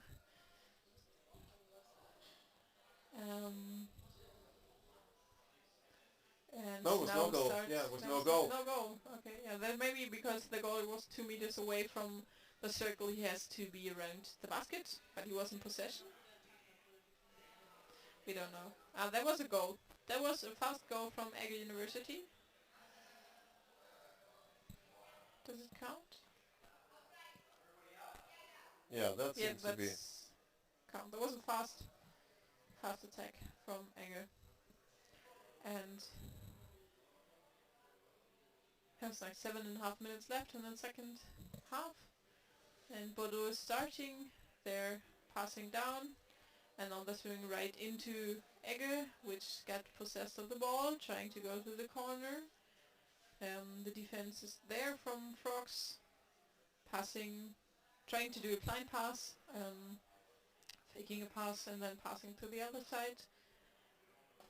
Now in the middle they're like really managing and have the confidence to take their time around the basket of the French team. Turkey doesn't have to hurry up here. They're leading with 8-0 in Turkey in blue and the French in white. And Turkey really can wait for their chances, like the number one here on the open side. He is just waiting till his teammate is bringing the ball, like in this situation. Yes. Yep, exactly. And he was staying down here. I don't think so. No? He looked like tough.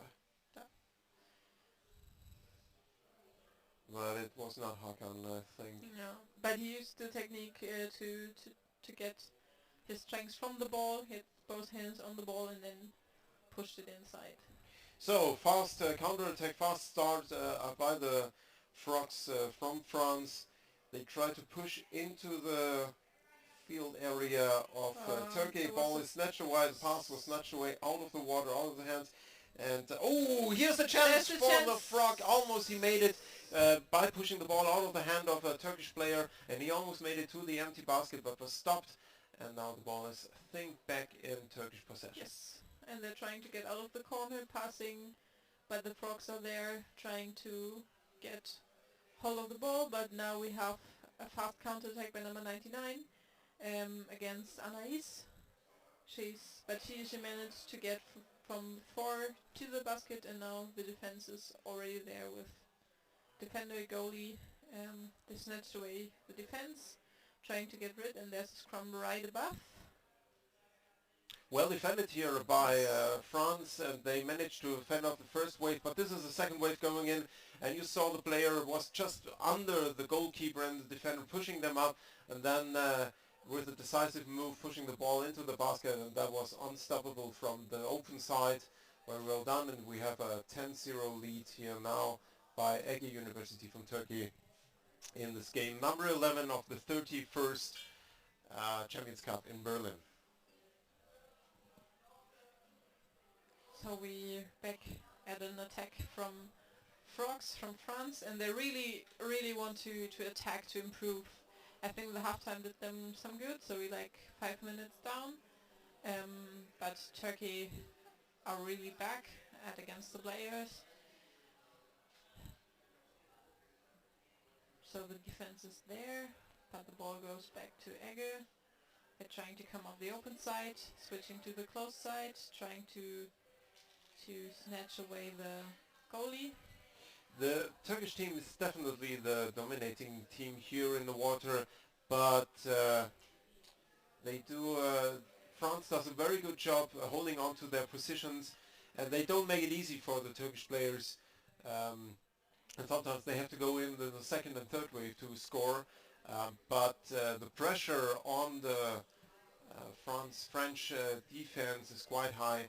And you see how, like here, they have a block installed, and the player comes from the open side. So this is very, there's a routine in it from the Turkish player to score here. They are not this disturbed by the French players. But nevertheless, as a newcomer here at the Champions Cup. Oh, that's a penalty. No, Okay. that's a timeout. Timeout, yeah. Was probably the wrong button. Maybe. Well, it's a timeout, but it's not counting right now. They're missed the 1 minute, so the referee got hold of it, and now it's a timeout for white team. They're trying to catch some air and move on. We saw games at the World Championships which ended 30-0, and so that's why, just for people who don't know underwater rugby so much, that's 11-0 is in this constellation a good game. So Frogs is defending really well, they're attacking, they're trying to get into their game, but Ege is really dominating this game. They also have a lot of players with more mass on it and really fast. And you see here some of the Frog players are very thin and long. That's also a good thing. Yeah, you can be very fast, you can be very agile, but and you maybe have long hands to snatch away a ball which the short person couldn't reach. But in a situation with where you have to fend off the attack with players double your own mass, it's very difficult to hold on and to sustain more than one attack wave. So yeah, Bordeaux does the Frogs do a pretty good job here, and they are not impressed by the game by the Turkish. They still try to break through here. Even one of the Bordeaux players steals the basket away from the Turkish player, but they don't even care because the ball was already in their possession. So we have 3 players from Ege around the basket, one on the open side, one on the close side, one in the middle, and trying to really get into there, score another goal.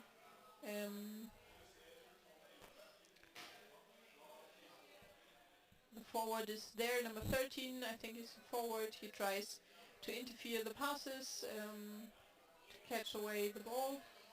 It didn't succeed. Now the ball is on the closed side, by number 6 passing to number 15. From number 15 passes back to the closed side. And there's a lot of action around the basket of Bordeaux. You could say so, and Bordeaux is very well defending, and they always interfere in the last second. But here again, number one is waiting on the open side, passed the ball behind his back and in his own hands again. Was quite impressive what he did here. Yeah, no, it was Very, like very funny he move. lost. I thought there was somebody, there wasn't, so he got captured the ball again. This is again the move behind the Yeah, back. behind the back. Looks like that's their routine also to go in front of the basket and that's score. it. Yeah, they always have one player on the open side, one on the closed side, and one in the middle. So I think that's passing over the back. They know there should be somebody. So Yeah, well, but blind passes are always you can not do in a game where you have equal strength and Yes. equal experience. So Ege is using their dominance in the pool here to play a cool game. But normally, for example, against Colombia or Malta, you couldn't do that. no, that wouldn't be possible. They know they have to reset, and they are again Nice in in the the field midfield. by the Frogs again, in the middle of the pool. But the dominance They're here, we taking have three 2 against players. 1, and that's definitely a goal from number 2 from Ege University. Number 2 is Onur. Nicely done. So 45 seconds left in the second half, and congratulations to the Frogs.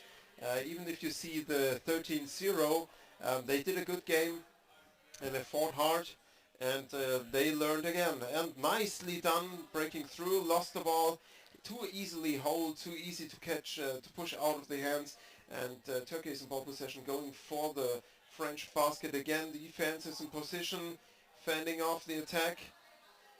And the ball is lost in the hand of a French player who So swung it's directly 13 in the seconds. hands. So number 1 into the empty open, basket. yes, and that's a last goal. I think that's a last goal. 5 seconds left, so we have running time in this Champions Cup. So now time's over. 14-0 for this game. And we are now going to game number 12, which is Amager, Denmark from Copenhagen against Connecticut Marcos from the USA. And the time now is 5:30, so we are in reality we are before our schedule, 6 minutes before our schedule, which is pretty good. It is we plan to have the last game for today at 8:30. Okay, I'm back. Who are you? Why haven't I seen you before in my life? I think I should know you. So we need to read the numbers and the names. People interested in who is playing, not on our love story, I believe. You sure? This is like a soap opera. Okay, let's see. We said yesterday at the academy we have to do more entertainment Yeah. in the live I stream. think we need to define what is entertainment. Let's see. So who's playing next? Will be It's Amager from Copenhagen, Yeah. Denmark against Connecticut Marcos from the USA. so Amager. The girls of Amager made last year the third position with Yes, with 7 players. It's Remember? 8, I think it was 8-2. No, it was 7. 7? I think because one got injured. So last really year, impressive. an amazing performance by Amager. They lost the first game against the Orcas from Colombia. No, Neo Castores. Last year Castores was Castores here. are not here in the game. They lost the first game against... Today you mean, okay, this competition. Yeah, okay. We are not communicating. We said yesterday it's very important to communicate in the commentary. We are not communicating. Okay, let me read these 8 players for Amager.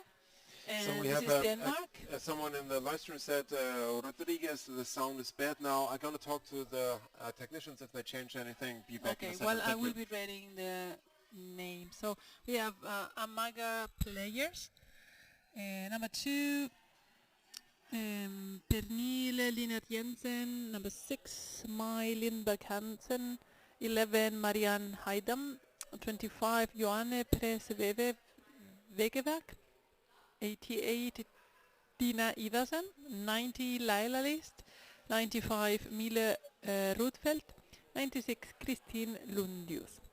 And they are playing against Marcos. Marcos played earlier today as well, and if I remember correct, they lost by penalties against Helvetia, the Swiss girls. So let me go and find the list of Marcos and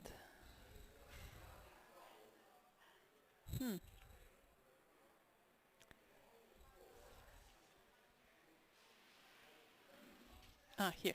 So 1, Laura Sofía Bedoya. 2, María José Abril. 4, Isabela Bedoya. Why I'm saying this? Did I said 4, Isabela Bedoya, I see Spanish, I think. 6, Samantha Hernandez. 8, Daniela Bedoya. 13, Natasha Samaniego. 20, Elena Prieto. 24, Alejandra Carmona. 28, Mabel Rivadeneira Domin. 32, Marilyn Cardenas. 37, Giovanna Reynoso. 16, Ashley Granda. Okay, so did you pass the message, Paul, Volkswagen? Yes, I told the technicians the sound is bad. Is it better now? And Julia said no. Okay, so the sound for everyone from the audio is bad right now. Please give us a little bit feedback. Better but metallic. Okay, I will relay this to the technicians. Thank you.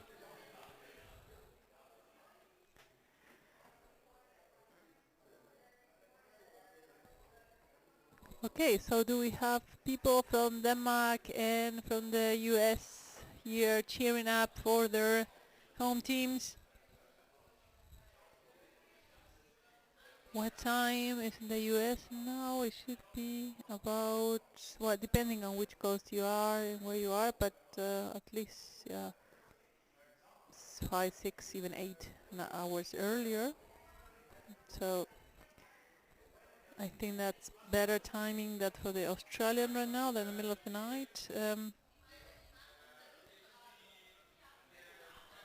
And okay, Denmark is just next door, so anyone from Denmark for Amaga?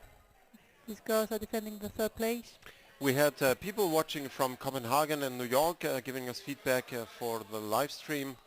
And I told the technicians again, please check the sound, so they look into it. The sound has crackling from Davrel. Davrel, how are you? Cracking. Okay, yeah, we told the technicians we had difficulties with the sound from the beginning. So keep us posted because the team, the technicians will try to readjust the audio. So give us feedback. The moment that it sounds better, please put it in the chat so we know, because otherwise, so we don't bother you asking all the time. So they're working right now, and if you see that the sound is better, please. So it's 5:30 here in Berlin, and according to our schedule, we start now the next game. So we are very good in the schedule. And this is always a nice thing, because if you have many games, you don't like to prolong the day more than necessary. So being in the schedule, it's a nice thing. So we don't know who's the referee. It looks like Kaiser on the close side, and here we go. It's the Marcos in white against Amager in blue, and Amager is in ball possession. Number 11 pushing through into the American defense, but tackled up, and she's free again. We're already around the US basket. 3 players from Amager pushing in. Yeah, number 11 is the captain, Marianne. Let's see, we are already on the basket of the US team, and they are above in the surface fighting on the wall. Now they have one of the Danish girls on top of the goalie, trying to attack from above and pulling the goalie up, and probably try to pass the ball down, and she cannot make it. That's the first score. That was a goal. And that was a bit, I cannot tell who was the player. And we have again repeat. Amager is here with 8 players in the team, and the Marcos are in the full team strength. So Amager has to force the decision in the beginning of the game, and then probably to fend off the attacks when they get tired, which is easier than attacking depending on how strong the other team is. So Marcos are in ball possession, fighting hard in the middle of the pool. Ball is dropping down, and they are pushing into the half of the team from Copenhagen. Very well done here with a heavy forechecking defense by Amager, but the Marcos made it, but got stopped right in front of the Danish basket up to the surface. And we didn't see the ball right now. We have a cluster on the surface. A Mako player in ball possession, but she doesn't succeed to get rid of the ball. Ball is dropping down in the hands of player number 11, I think, again from Amager. And here comes Amager with a decisive attack from the close side, and already a player is waiting on the open side. She's pretty much holding on to the basket here. Who? Number 19 now. She was holding like with her bare hand. Okay. Ball is still in Danish position. Number 2 is trying to come from above. Fan it off. It's a very close quarter fight here around the basket, and the ball is falling down. Call from the referee. Pushing without ball. Pushing without ball. Guess was the sign. Yeah. It's a free throw against Amager. It was a good attack, and when you commit this kind of fault, you know, one of the players that is positioned but start pushing without the ball, then it just, you know, destroy the whole wave and flow and intensity of the attack. So how is the sound now? How can you hear the audio on your home screen in your home device? Please give us a quick feedback. And we go with the Marcos now to the Danish basket. The Marcos try to establish their attack pattern, taking a little bit of a distance away from the basket and then to push in. So they try to lure out, to pull out the forechecking defense of Denmark to have open space to play and then to push in like bees for the sting. But it's difficult against an experienced team like Denmark here, and we see Danish players. Sorry, people are saying that it's almost very far away, the sound, so maybe put the microphone a bit closer. Is it better now? Can you hear us a little bit louder? Okay, so maybe a little bit louder now. And I have the microphone closer to my mouth. We have the 11, Marianne there, the captain, had stolen the basket for a minute there, and we can't hear you. We can't, I don't understand in any field, because you said we can't hear you, and then very good. So, you can hear us or you cannot hear us? So we have a fight in the open on the surface in the corner of the US basket, and the ball is not getting loose here. And we have a call from the referee, from the deck referee, and it's a free throw against Amager. Apparently it's too low. What is this music? It's from the outside, I guess. Okay. Yeah, the volume's still very low, both. Maybe we should ask. Okay, we can push up the volume a little bit, so can you hear us better now?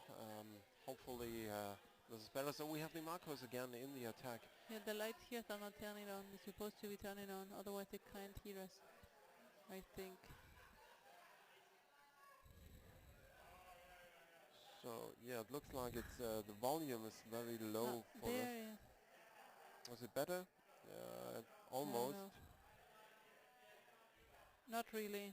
Thank you, Patricia, for feedback. We're missing sadly the game, but we need to make sure things are working. As another. And we tried the test. It was another goal. Sorry, for Amager. So can you hear us better now? No.